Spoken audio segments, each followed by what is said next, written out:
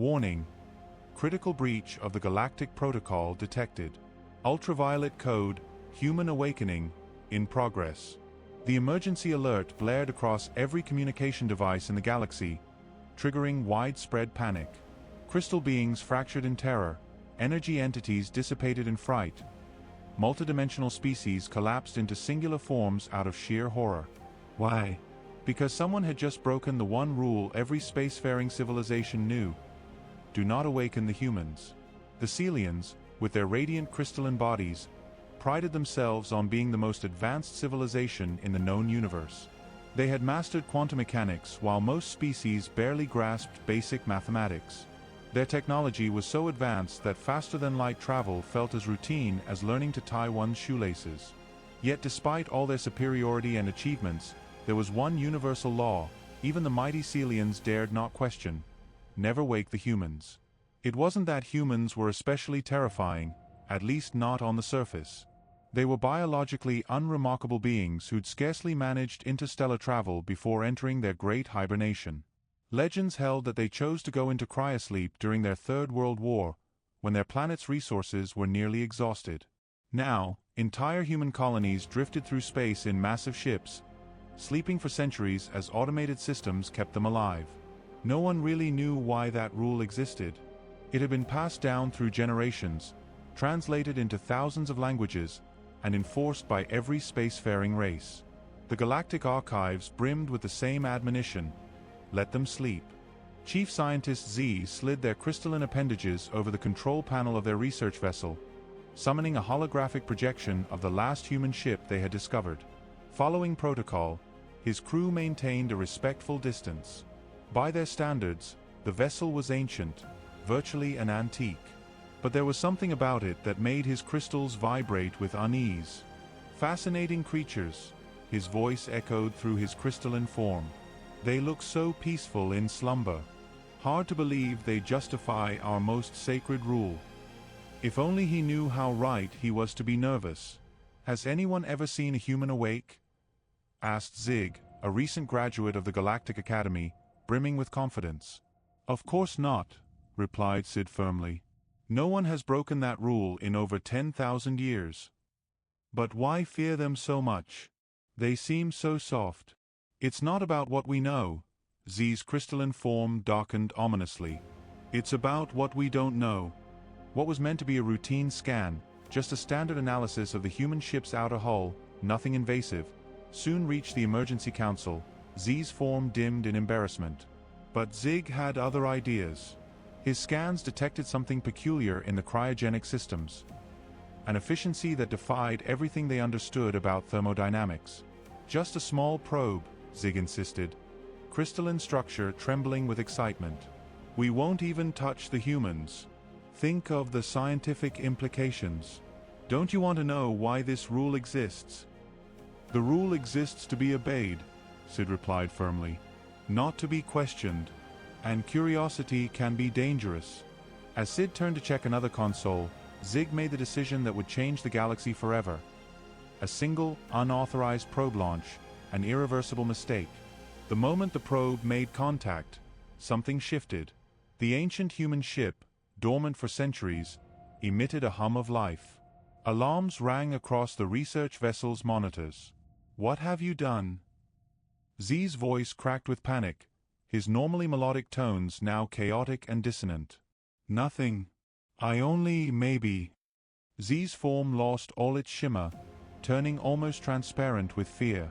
The probe's quantum signature must have resonated with the cryo field. On the main screen, the capsules began to power up, one by one, like stars igniting in the night sky, thousands of them. The ship's supposedly primitive systems executed a wake-up sequence so flawless that their sensors could barely keep pace. Emergency transmission to High Command.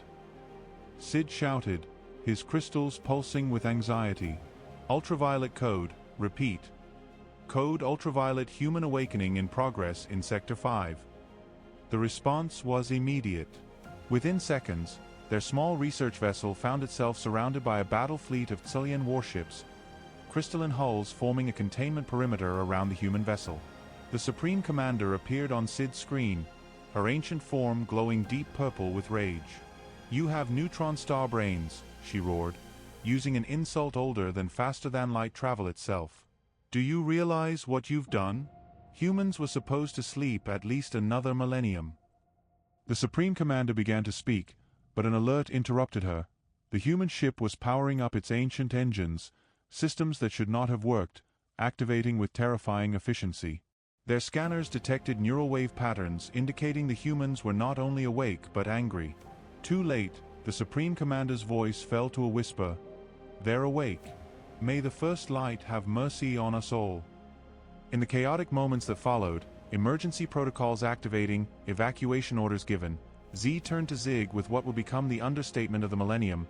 "I don't think this is going to look good on my performance review." Then the human ship's communication systems sprang to life, transmitting on every frequency in a language not heard in centuries.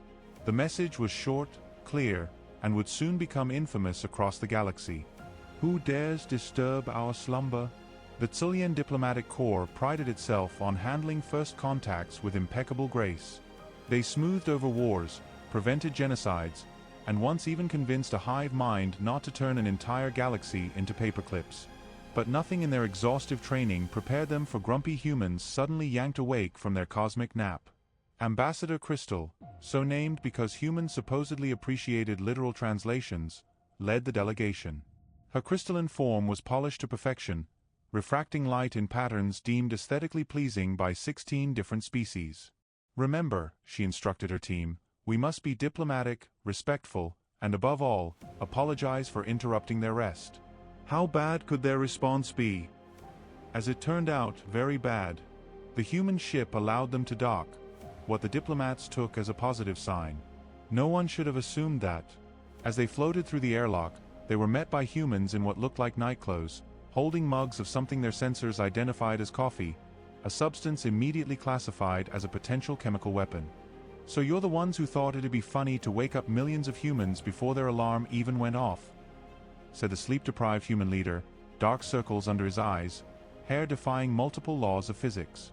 "Esteemed humans," began Ambassador Crystal, delivering her carefully prepared speech, her form glowing with rehearsed sincerity, "on behalf of the Galactic Alliance." "Save it, shiny people," the human interrupted, taking a long sip of his coffee. "Do you have any idea how long it took to synchronize our sleep schedules? Have you ever tried getting millions of people to agree on a nap time?" The diplomatic team exchanged uneasy glances, their crystalline forms flickering uncertainly. "That's not in the manual," someone whispered.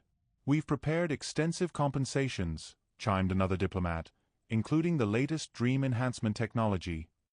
The human leader literally snorted, causing the entire diplomatic team to vibrate in alarm. "You think adding fancy pillows is going to make us fall back asleep? Ever tried going back to sleep after being woken up? It's impossible." From that point on, things went downhill. The humans apparently had a lot of opinions about being awakened, and they wanted to share them, all of them, preferably at top volume. The situation reached a boiling point when one human discovered that his favorite snack, something called pizza, had gone extinct during their slumber.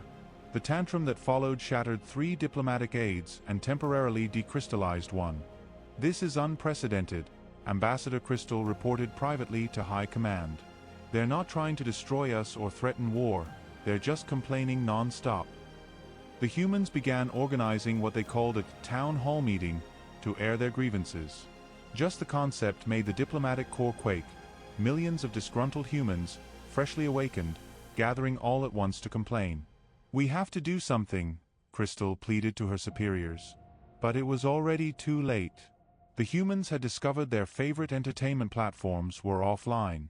The phrase, "Netflix and chill," started circulating with growing hostility.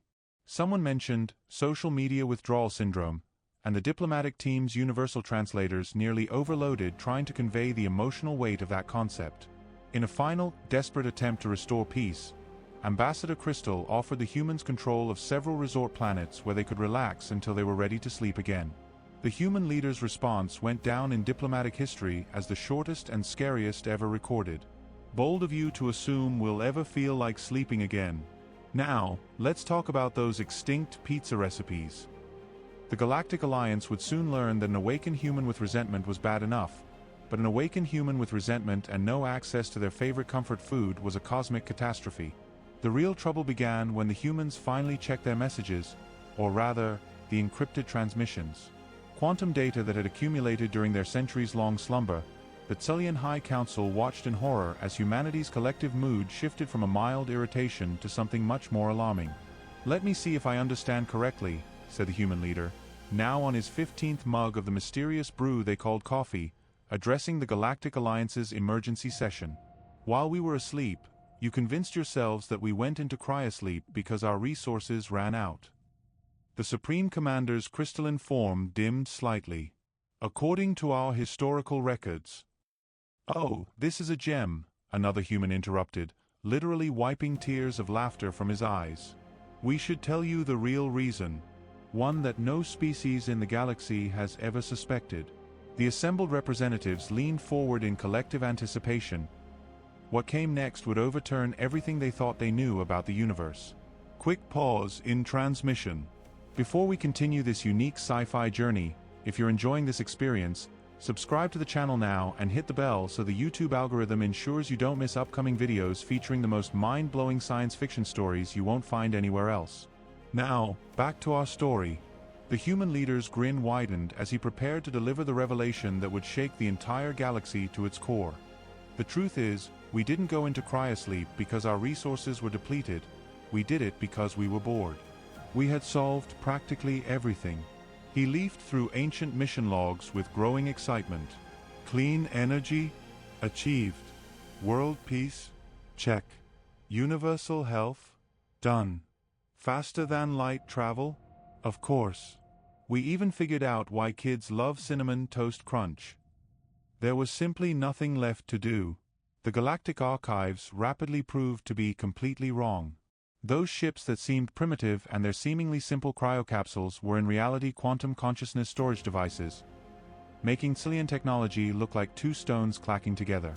The humans hadn't been sleeping, they'd been running universe-scale simulations, performing quantum calculations that would reduce a supercomputer to tears, and apparently binge-watching every possible variant of reality show ever imagined. But the warning," stammered Ambassador Crystal. "The rule to never wake humans." "That was us," said a human scientist with an overly satisfied smile. "We wrote it ourselves and spread it across the galaxy. Best joke ever."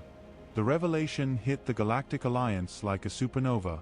Humans weren't a primitive species in need of protection. They were essentially cosmic teenagers who decided to take a nap and leave behind an elaborate, out-of-office message.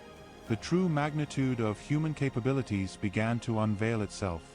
While asleep, they had mapped all possible timelines of the universe, resolved the age-old debate over whether a hot dog is a sandwich, though they refused to answer, claiming some mysteries are best left unsolved, developed, and discarded, a unified theory of everything for being boring, and then created several more exciting ones. They'd invented and abandoned 17 different social networks in their simulated environments, deeming them too emotionally exhausting. They discovered why socks disappear in the laundry, and kept that secret even from themselves. The Tsulian scientists who analyzed the human ship's primitive systems had to be treated for shock when they realized they were witnessing childlike art projects rather than technology. "But why?" the Supreme Commander asked, her crystalline form trembling with confusion. "Why pretend to be a sleeping civilization? Have you ever tried being the most advanced species in the galaxy?" The human leader replied. "It's exhausting. Everyone comes knocking with problems, asking for tech, wanting you to solve their existential crises. We just needed a break." The final blow to the Alliance's collective ego came when they learned humans had already reached that advanced state long before most other species invented the wheel. They'd simply been observing everyone else's evolution, occasionally leaving anonymous suggestions, "Maybe point your rocket the other way?" Or, "Don't mix those chemicals, think of it as a cosmic gap year." Imagine backpacking through Europe, but in centuries, one increasingly anguished human explained to the Council. "Only we decided to take a few hundred years off and let everyone else handle things for a while." The Supreme Commander's final report to the Galactic Alliance summarized the situation perfectly. "We have not been protecting a primitive sleeping species. We have been unwitting participants in the universe's longest experiment, and now the experimenters are awake, caffeinated, and eager to catch up on current events. May the gods they believe in have mercy on us all. In the Tsillian Academy of Sciences archives, the infamous Zig probe incident was reclassified from the greatest scientific catastrophe to the most successful cosmic wake-up call in history, though no one was entirely sure which was worse. The shift in galactic power dynamics occurred faster than a quantum hiccup. One moment the Tsillians ruled the known universe. The next, they watched in stunned silence as humans began rearranging entire star systems because the feng shui was off.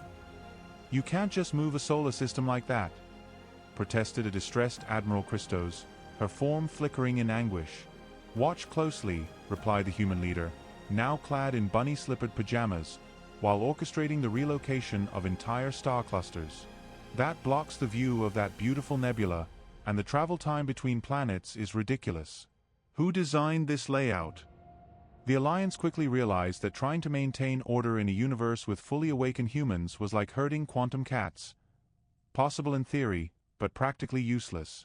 Humans began fixing things nobody even knew were broken, introducing the concept of weekends to species that had never stopped working, establishing universal Wi-Fi that somehow functioned across dimensions, launching an intergalactic food delivery service promising meals from any planet in under 30 minutes, or your money back. Tsillian bureaucracy, once a paragon of efficiency, collapsed into chaos when humans introduced ideas like casual Fridays and office parties. The image of crystalline beings awkwardly sporting Hawaiian shirts would haunt the Supreme Commander's dreams for centuries. But once the initial shock subsided, a more concerning pattern emerged. The galaxy began splitting into factions.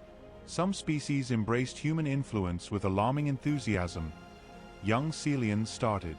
They formed hybrid social clubs, which led to the first interstellar meme war. The Void Drifters, long feared for millennia, began organizing meditation retreats after the humans introduced them to hot chocolate and scented candles. Other civilizations, however, saw the human awakening as an existential threat. The Quantum Collective, a consortium of pure energy beings who prided themselves on their intellect, refused to acknowledge any human authority and began hardening their systems against what they called the Chaos Threat.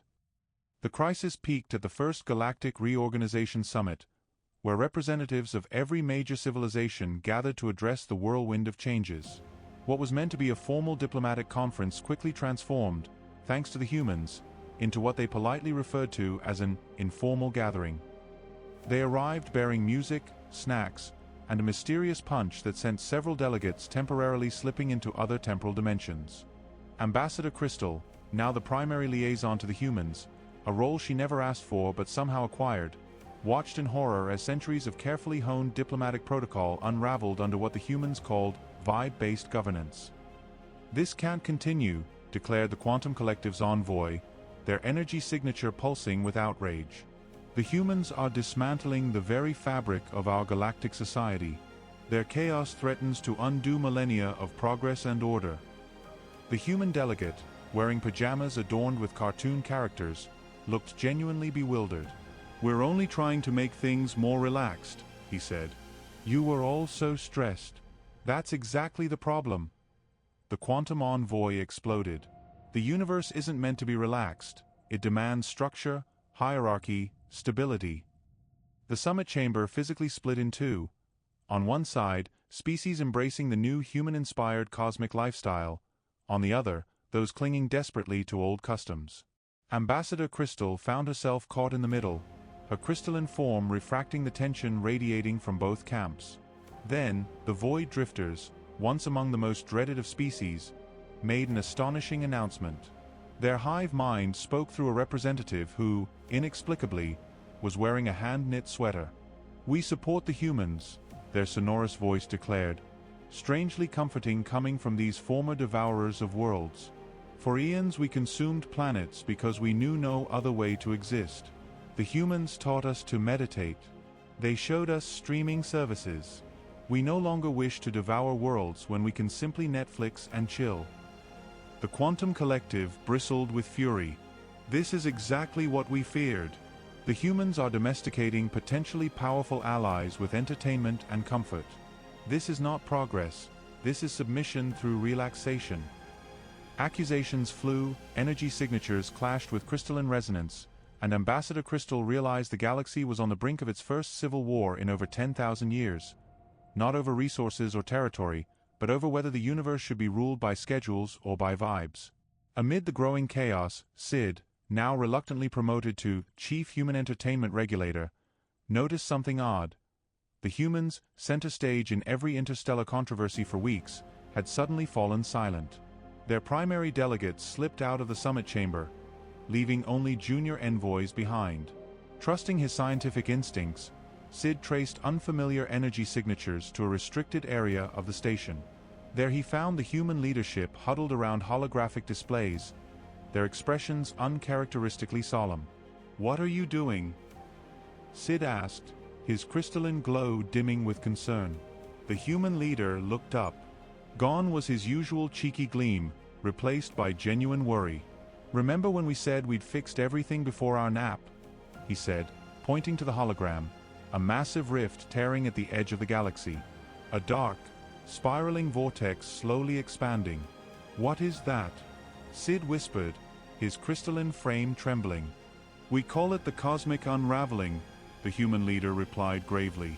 "It's what happens when too many dimensions try to occupy the same space-time coordinates." Another human, wearing a bathrobe covered in chalked-up equations, jumped in. "Before we went to sleep, we were experimenting with trans-dimensional travel. We thought we'd stabilized every tier, but apparently one slipped by, and it's been growing for centuries, feeding on dark energy. Now it's almost reached critical mass." Sid could hardly process what he saw. If it keeps expanding, it will start consuming entire star systems, and eventually the whole galaxy. "We tried alerting the council," the human leader said with a wry grimace. "But their response was bureaucracy, committees, subcommittees. By the time they finish drafting a proposal to form an emergency task force, half the galaxy will be gone. Protocols are going to kill us all." Sid's crystalline structure glimmered. "What do you propose?" The human's eyes lit up with that familiar spark of mischief. "Not just our tech, yours too. And everyone else's. We're the only ones with all the experience in transdimensional physics, and we have absolutely nothing better to do. We've already binge-watched every show on Netflix." Against all odds, and in spite of every protocol, they convinced the Galactic Alliance to abandon procedure and form a real, immediate crisis response team. No committees, no endless votes, just the best minds from each civilization working together. Thus, amid a summit on the verge of civil war, the humans burst back into the chamber with what they called, "Big news, folks." The cosmic unraveling had silenced the factions. Holograms of entire star systems slowly being devoured by nothingness put any debate about vibes versus schedules into stark perspective.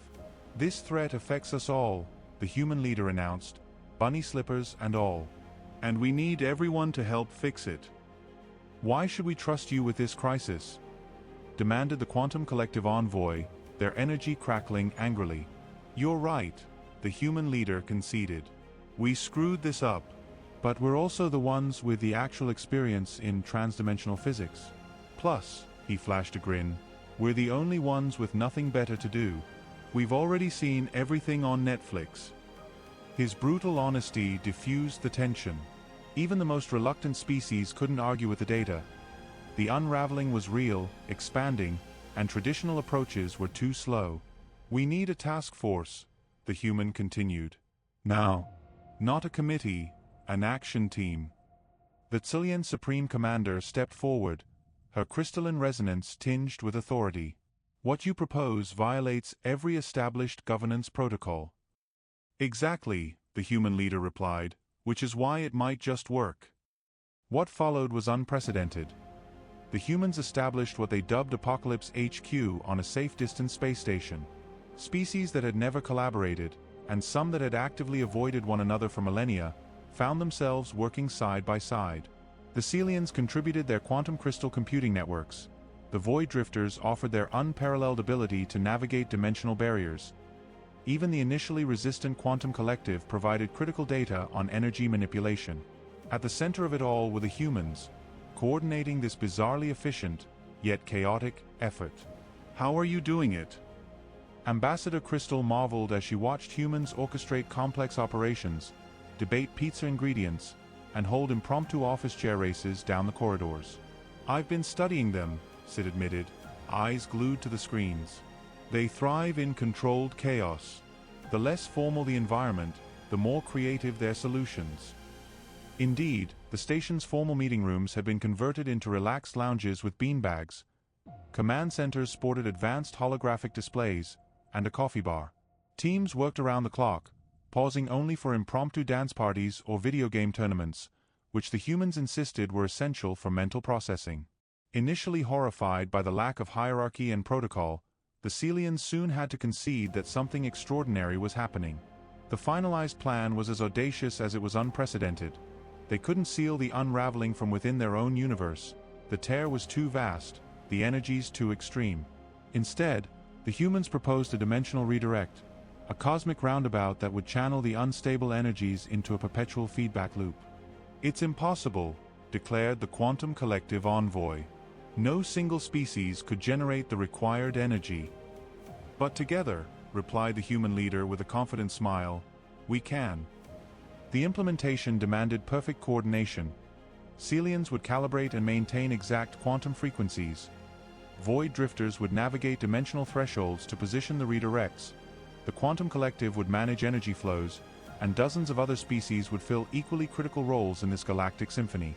"Never been done before," the human leader admitted as he presented the final blueprint. "But then again, no one's ever saved a galaxy before." Defying all tradition and odds, the Galactic Alliance unanimously voted to adopt the human plan. As one ancient Celian remarked just hours before what would have been their extinction, "Perhaps chaos is preferable to orderly annihilation." On the day of implementation, a palpable tension gripped every corner of the galaxy. Each team, from the crystalline warships to the drifting void ships, took up their positions around the rim of the widening tier. One of the crucial components of the dimensional redirect was the coordination center, where the humans oversaw the effort with a peculiar blend of intense focus and out-of-place humor. "Celian crystal network status?" the human commander called out. "Quantum frequencies stable and synchronized," replied the Celian crystal team. "Void navigators status?" "Dimensional anchors locked in position and ready for activation," answered the Void navigators. "Quantum collective status?" "Energy flows configured and standing by." As each team confirmed its readiness, the air in the command center crackled with anticipation. Species that mere weeks earlier had been on the brink of war now held their breath together, united by the shared understanding that this moment would determine their fate. "All teams ready," announced the human leader, setting aside his usual joking tone for absolute seriousness. "Initiating dimensional redirect in 3, 2, 1. Let's do this, folks." The synchronized activation rippled across the galaxy. Celian crystals hummed with power. Void navigators slipped between dimensional rifts. Quantum Collective members channeled unprecedented energy flows. For an instant that felt like an eternity, nothing seemed to happen. Then, at the galaxy's edge, the cosmic unraveling began to slow its chaotic destruction, came to a halt, and its spiraling energies gradually reorganized into a perfect torus, a self-sustaining loop. The command center erupted in cheers. Crystalline chimes, void song harmonies, and quantum pulses, each species celebrating in its own way as monitors confirmed success. The galaxy had been saved by the most unlikely collaboration imaginable, but the real transformation was only just beginning. In the aftermath of the crisis, something unprecedented occurred. The barriers that had separated galactic civilizations for millennia began to dissolve. Species that had worked side by side to save their shared home discovered they genuinely enjoyed each other's company. The once rigid, formal Celians realized that a little controlled chaos could spark astonishing innovation. Crystalline cities added hangout spaces at human insistence, and young Celians embraced more flexible social structures. The former Void Drifters, now officially renamed the Void Harmonizers, opened meditation retreats across the galaxy, teaching other species the art of dimensional perception, and their once feared Void song became popular meditation music streamed on billions of devices. Even the Quantum Collective relaxed somewhat, incorporating energy flow parties, an idea borrowed from humans, into their normally solemn assemblies. Their representative was even spotted wearing what appeared to be a quantum-infused Hawaiian shirt. But the most surprising change happened in galactic governance. The emergency task force that had saved the galaxy did not dissolve as expected. Instead, it evolved into a new form of interspecies cooperation that the humans called the cosmic collaboration. Rigid hierarchies and endless committees of the old Galactic Alliance vanished, replaced by fluid working teams that formed and disbanded as needed, harnessing each civilization's unique strengths to tackle shared challenges. Think of it as a giant cosmic jam session, a human explained to a bewildered Silian diplomat. Everyone brings their own instrument and style, but somehow, we make music together. The former High Council Chamber, once a solemn ceremonial hall, was reimagined as a communal space with cozy lounges, snack stations, and even a small dance floor. Major decisions were now made over shared meals and informal conversations. Some elder Celians grumbled about the lack of proper protocol, but even they could not deny the results. Innovation flourished galaxy-wide, with cultural exchanges spawning new art forms, scientific breakthroughs, and philosophical insights none could have developed alone. Humans found themselves at the center of this galactic renaissance, their boundless energy and creativity serving as a catalyst. They established cultural exchange programs, interspecies universities, and galaxy-wide festivals celebrating diversity and unity. The Cosmic Open Mic Night became a particular favorite, where beings from every corner of the galaxy shared their art, music, and stories. Watching a crystalline Silian perform a haunting void ballad alongside an energetic quantum collective percussion ensemble became commonplace. Sid, now in charge of interspecies scientific collaboration, still marveled at how he had ended up leading a team of researchers from a dozen different species, each offering unique perspectives on quantum realities. "I never imagined I'd work like this," he admitted to a human colleague, observing a particularly successful experiment. "In the past, we'd have spent years drafting research proposals and chasing approvals before running a single test." "That's bureaucracy for you," the human replied, juggling 3 quantum probability orbs. "Great for maintaining the status quo, terrible for making things actually happen." Ambassador Crystal, somehow now the Alliance's chief event coordinator, a career change she was still processing, found her diplomatic skills perfectly suited to organizing interspecies gatherings, balancing cultural sensitivities with a human craving for good vibes. "If you'd told me a year ago I'd be planning a quantum rave for the Quantum Collective, I'd have thought you were out of phase," she laughed while finalizing plans for the galaxy's first unified cultural festival. "That's the beauty of life," the human leader smiled. "It's full of surprises." The true triumph of this new galactic order came 6 months after the cosmic unraveling crisis, when a minor territorial dispute between 2 formerly hostile species was resolved, not with formal treaties or military threats, but with what the humans called a diplomatic picnic summit. Each side brought traditional dishes and shared cultural stories. By night's end, they hadn't just settled their dispute, they'd launched a joint cultural exchange program. The event concluded with representatives from both species dancing together to music spun by a human DJ. "This shouldn't work," confessed the former Supreme Commander 8 as she watched the celebration. "I've been studying human methods," Sid replied, whose scientific curiosity had uncovered much about their seemingly random approaches. "They operate under a principle they call organized chaos. There is structure, but it's fluid, like a living organism, not a machine." "Exactly," 8 reflected. "They prioritize results over process, connection over protocol." Around them, the galaxy continued its transformation. Rigid barriers between species and civilizations melted into a cosmic community the likes of which had never existed. Technological exchanges abounded, and ideas flowed freely across cultural divides once thought insurmountable. The Tsilian homeworld, once the epitome of crystalline perfection and absolute order, now boasted human-designed relaxation gardens, void harmonizer meditation caverns, and quantum collective, inspired art installations. Far from detracting from its beauty, these additions enhanced it, creating a world both orderly and vibrant. Perhaps the clearest sign of change came when the Tsilian Academy of Sciences, the strictest, most traditional institution in the galaxy, announced that its annual symposium would include an open mic night, a pajama day, and a bring your emotional support creature policy. "The universe had but one rule," Fifth remarked to the human leader as they watched young Celians and humans collaborating on a quantum art project. Do not wake the humans. Breaking that rule turned out to be the best thing that could have happened to us. The human leader smiled, sipping from his ever-present coffee mug. Sometimes you have to break the rules to make better ones, or to realize you don't need as many as you thought. 1 year after the Great Awakening, or the Universal Snooze Button Incident, as the humans insisted on calling it, the Galactic Alliance met for its annual review.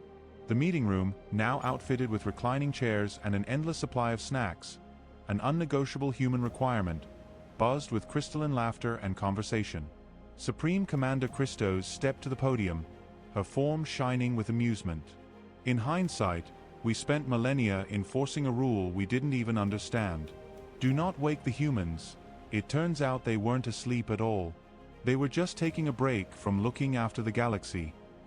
The human leader, still clad in his signature bathrobe, now the official diplomatic uniform in 3 sectors, raised his coffee cup in salute. To be fair, you all did a pretty good job. Mostly. Except for that whole chunk about void harmonizers eating worlds.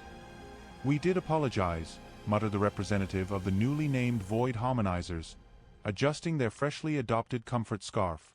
The annual report highlighted achievements unimaginable under the old regime. Interspecies collaboration had led to technological marvels. They benefited every civilization.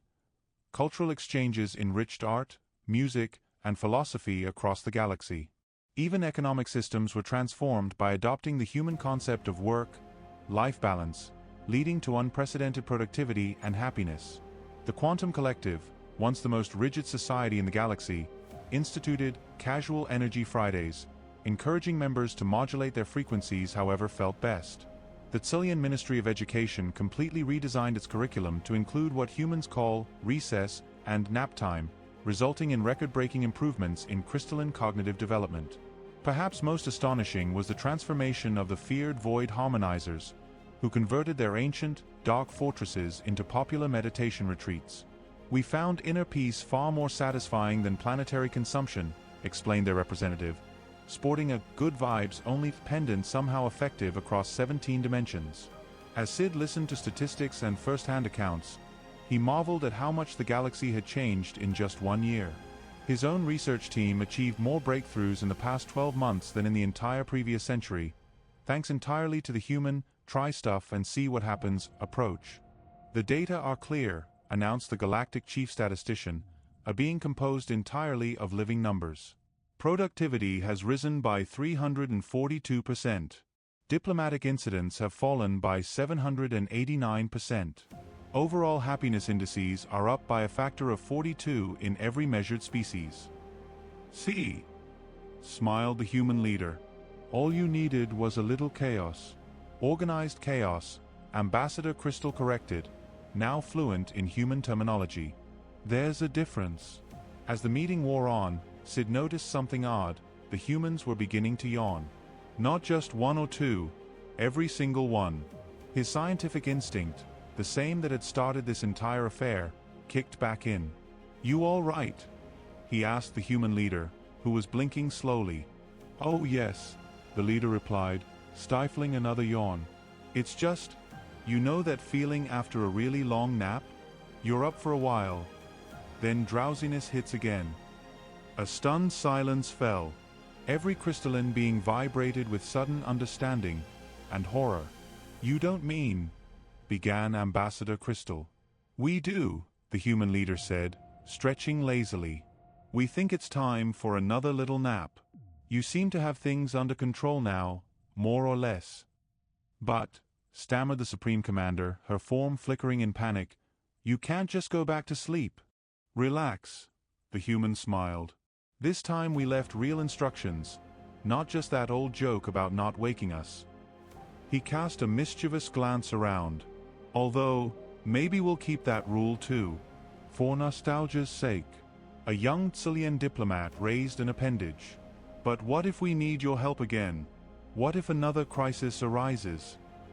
Think of it like those emergency break glass in case of galaxy-threatening disaster stations, the human leader mused.